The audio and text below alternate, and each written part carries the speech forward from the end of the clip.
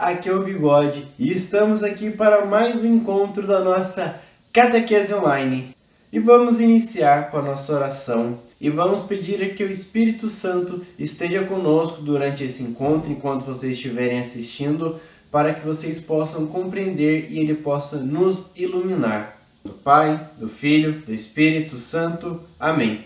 Vinde, Espírito Santo, enchei os corações dos vossos fiéis e acendei neles o fogo do vosso amor.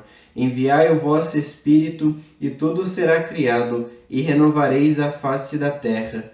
Oremos, ó Deus, que instruístes os corações dos vossos fiéis com a luz do Espírito Santo, fazei que apreciemos retamente todas as coisas, segundo o mesmo Espírito, e gozemos sempre de sua consolação, por Cristo, Senhor nosso. Amém. Então, galera, o encontro de hoje nós vamos falar sobre a Bíblia, este livro que é tão importante para nós católicos, que lá temos toda a história da vida de Jesus, temos também toda a era pré-Jesus com os profetas, o dilúvio, com a Arca de Noé, os judeus saindo do Egito e toda essa parte da história documentada, vamos dizer assim, para que a gente possa ler, compreender e tirar coisas boas para o nosso crescimento espiritual.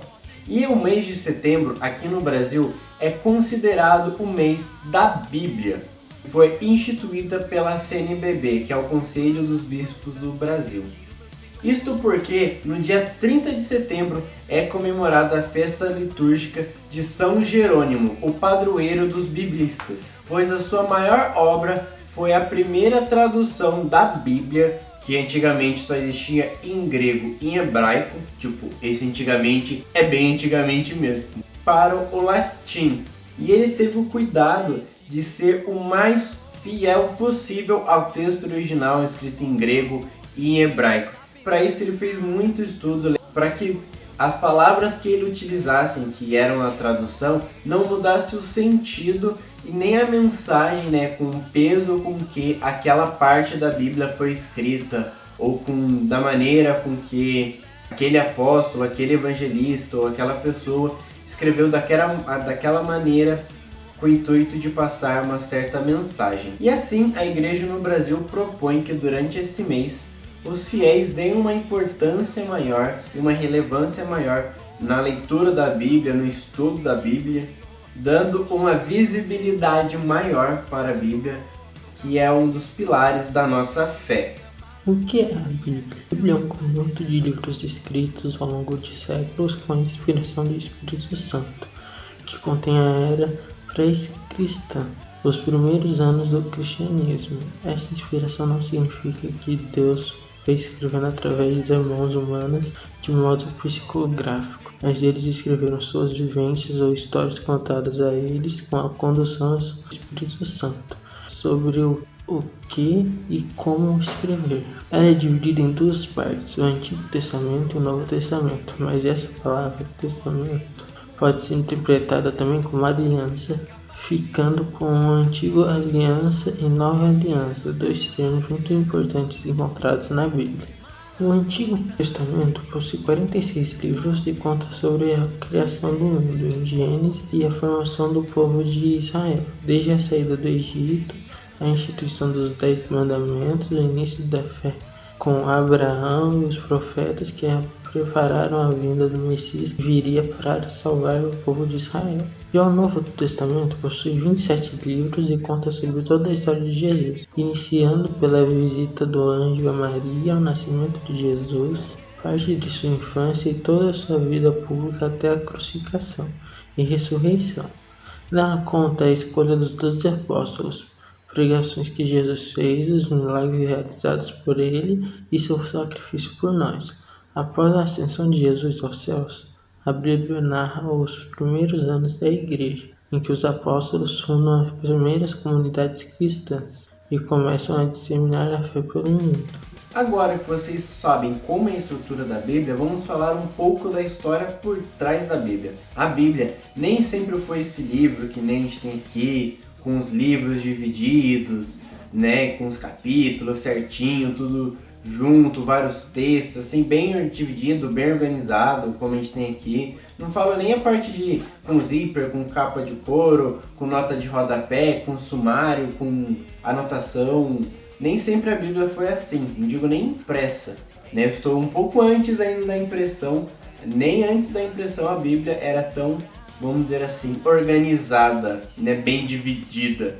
No começo, mesmo somente com o Antigo Testamento que veio antes de Jesus, e na época de Jesus, os judeus tinham um consenso exato quais livros eles iam colocar no Antigo Testamento, quais profetas eles iriam considerar para ter a Bíblia deles. Tinham alguns mais ou menos certos, mas não todos, né? Vamos dizer assim, a lista de livros que eles tinham para a Bíblia judaica não estava fechada ainda essa lista.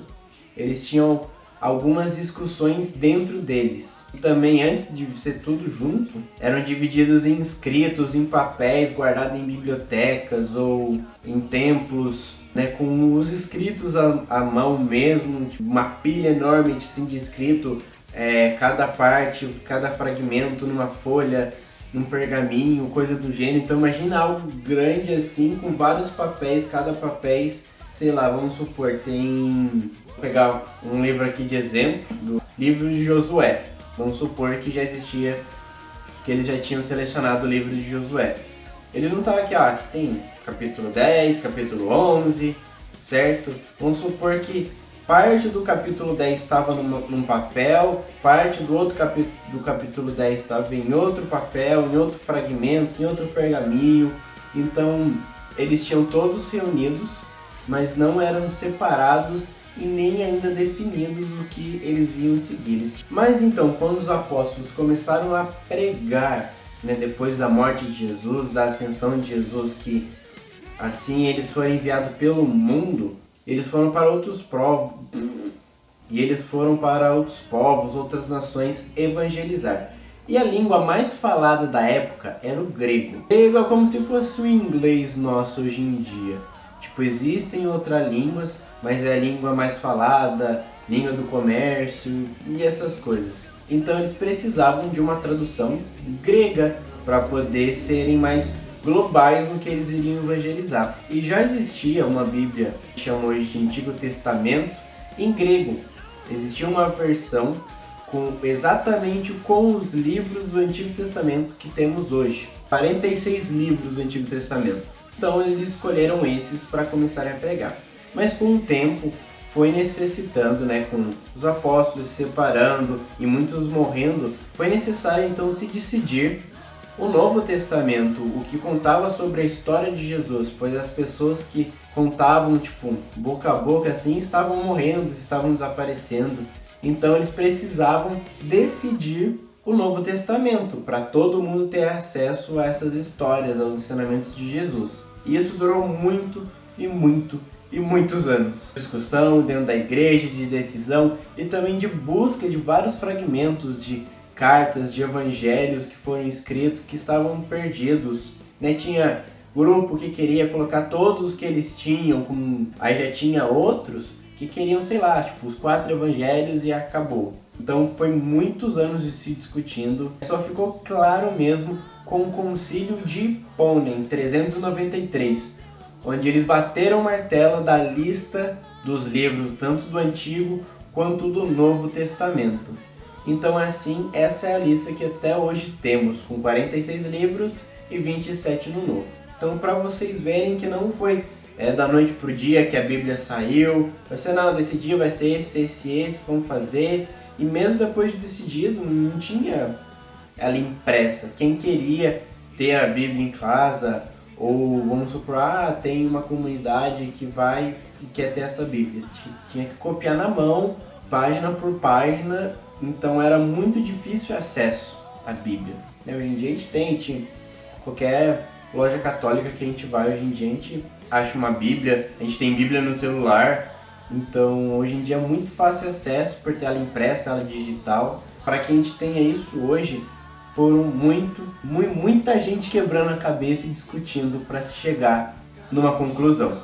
A nossa Bíblia tem diferenças com a dos protestantes no Antigo Testamento. O Novo Testamento é igual, mesmo com Lutero mudar algumas coisas e retirar a carta de São Tiago, mas não deu muito certo. Enquanto nós temos 46 livros, eles têm 39. Isso se dá por conta dos protestantes seguirem a lista de livros da Bíblia judaica, que foi estabelecida por volta do ano 100 depois de Cristo, que não possui esses livros que estavam na tradução grega que os apóstolos decidiram utilizar.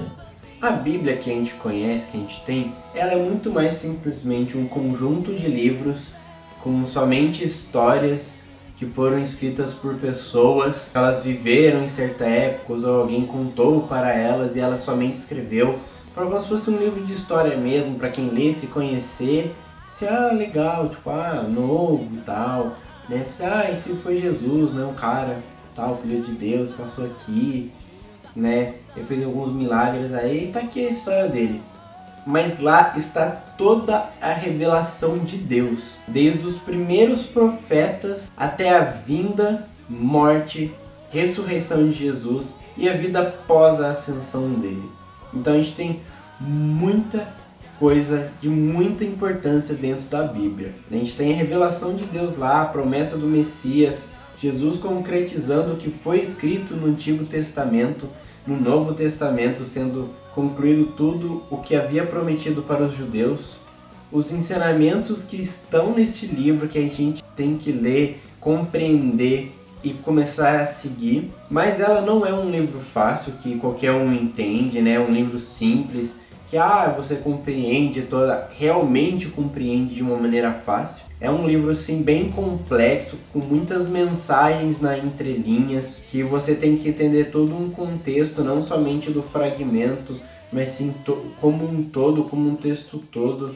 Muitas vezes, por um evangelho, um evangelista escreve alguma história, mas ele está escrevendo aquilo pensando que o leitor já sabe o que aconteceu, 2 capítulos atrás, que Jesus está falando isso meio que em concordância com o que ele disse há 2 capítulos atrás. E a gente tem que levar também em consideração todo o contexto em que as histórias narradas foram vividas e o contexto que elas foram escritas e o objetivo que elas tinham.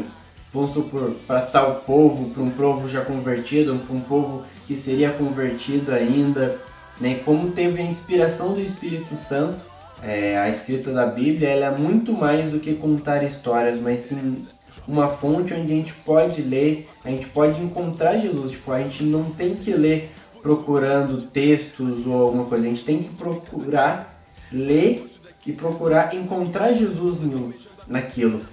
Realmente ler, compreender e levar isso para você. Por isso, para uma ideal compreensão das mensagens da Bíblia, ou a gente tem que fazer um curso de estudo bíblico, ou estudar muito a Bíblia por nós mesmos, ou procurar alguém de dentro da igreja, que estudou a Bíblia, fez estudos bíblicos, fez um curso de teologia e realmente sabe compreender, sabe tirar alguma coisa daquilo, ver a mensagem, colocar todo em contexto, não somente como uma página isolada, um parágrafo isolado. Nem muitas pessoas são padres que durante todo o seu seminário tiveram toda uma preparação, todo um estudo bíblico para isso, pessoas de comunidades religiosas, de mosteiros, freiras, freis. Como eu já disse para vocês, tem muitas homilias aí na internet. A gente tem do nosso bispo, tem uma homilia muito boa que é do Padre Paulo Ricardo, que é uma homilia completíssima, porque ele realmente explica todo o contexto, toda essa parte que eu falei de contexto, de analisar. E também na Canção Nova, que é uma homilia muito boa, o padre, eu esqueci o nome do padre, mas é um padre muito, muito bom também, que consegue contextualizar a Bíblia para nós, né, dando ensinamento para nós. Então eu recomendo esses 3. Procurar homilias é muito importante, pois lá tem um texto, vamos dizer assim, que pega aquela passagem bíblica e explica, assim, assim, assado, você deve fazer isso, isso, isso. A nossa fé também não está presa somente na Bíblia. A gente não é uma religião de um livro que acredita somente o que está escrito num livro, né? Primeiramente, somos a religião de uma pessoa, mas a Bíblia sim é um dos pilares da nossa fé. Ela está em total concordância com o que a igreja prega.